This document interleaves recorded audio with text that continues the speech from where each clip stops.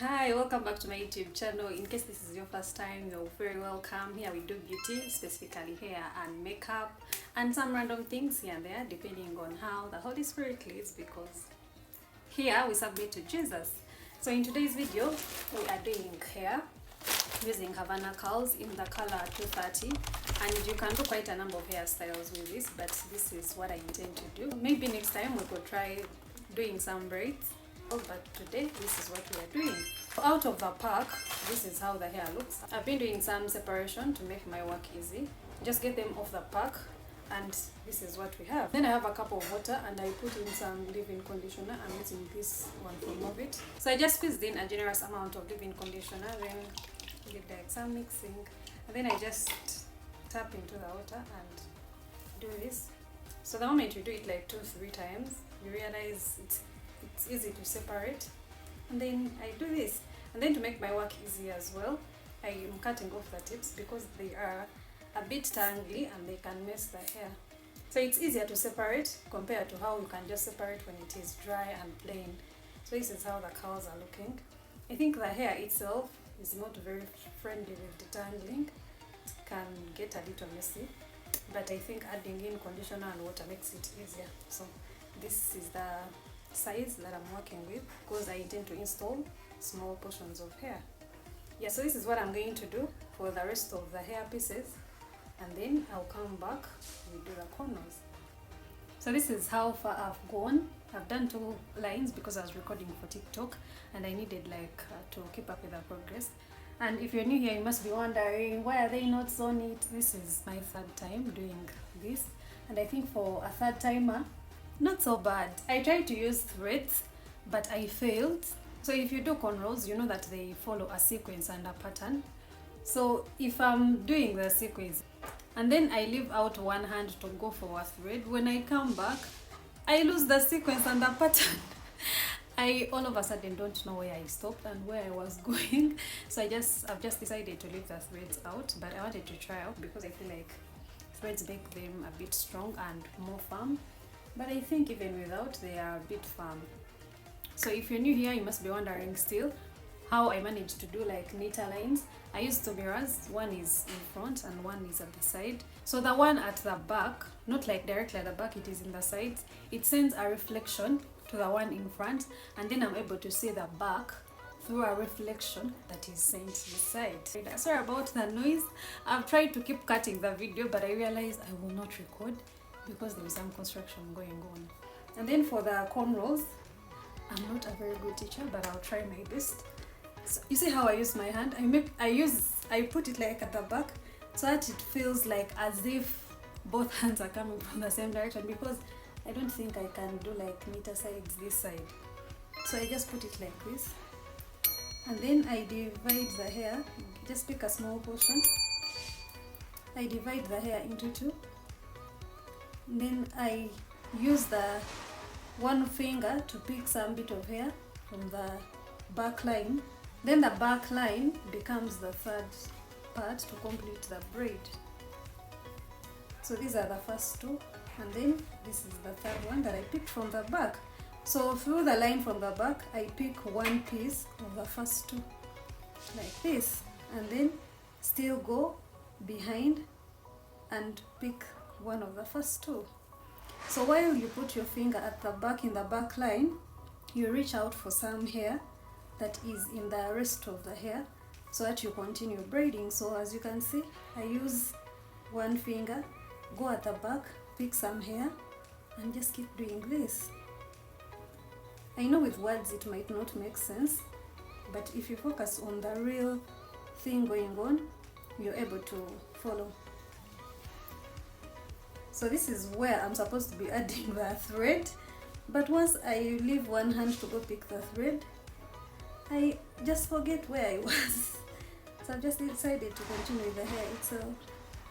And then I also keep pulling the hair so that it feels so tight and neat.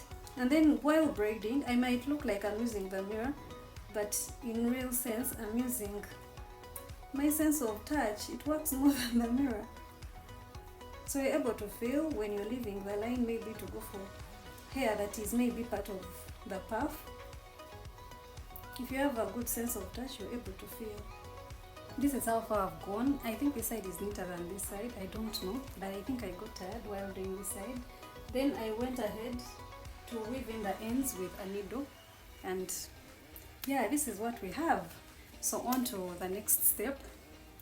I'm going to be using this crochet needle. I don't know if I should start from the back or front, but it's just a matter of, let me do like a sample here.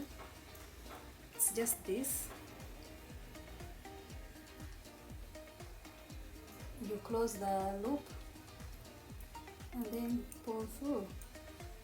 So when you pull through, you go ahead, and I usually grab like one side and then pull through, because I feel like one side makes it more firm than grabbing both pieces. So if you have the time, you can go ahead and do the second round, but I don't. I intend to have this here for like just 3 to 4 weeks. Yeah, so this is what I'm going to be doing for the rest of the head. This hair tangles a lot, yet the description on the hair says tangle free. This is how far I've gone. I just wanted to come on here and show you how I'm making this side line. I know I've covered most of the hair already, but what I'm doing for this lower side, I'm just putting my hook through this needle, like through, coming from down facing upwards, and then I just grab like a piece of hair, loop it through the hook. Where is it failing to loop?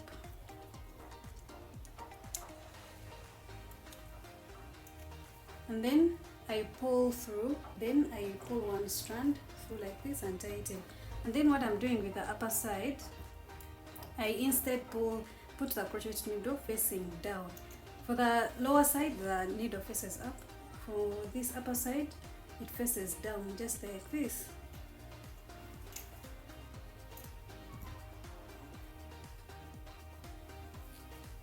Yeah, so just like this. And I have this line here.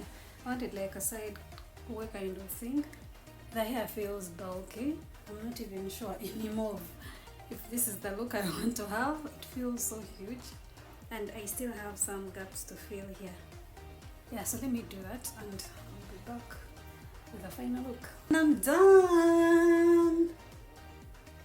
So all that is left is to trim off these ends and then figure out how I'm going to deal with this tangling, because it's too much.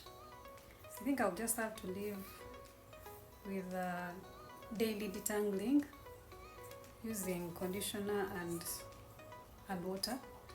Hopefully I can get like a spray from a beauty store, and I think I love it, just that it is a bit huge. I feel like it's too big, but a moment of silence for the color. I honestly love the color. I think I'll be doing daily detangling, and I used 1.5 packs, but if you don't like volume, you could use strictly one pack. You just need to find the right way of fixing it. But I didn't know what I was doing, so I ended up using 1.5. So let me do a little makeup to put the look together, style, and give you the final look. And we have the final look. This is how the hair turned out, and it is so versatile to style. I've just put like a thread around my hair, not fully holding a tight ponytail, but I love how rich it looks. So cute, so cute. And this is how it looks without the thread. It looks so cute. I look like a girl on a magazine. If you don't believe it, that's on you, but I really love how the hair turned out. It really tangles a lot. Right now, my earring is not safe. I just have to keep breaking all those tangles. But I really love it. And yeah, I'm going to be rocking it for the next 2-3 weeks. Otherwise, thanks for keeping around. Like, share, subscribe, and I'll see you on the next video. Thanks for watching. Bye-bye.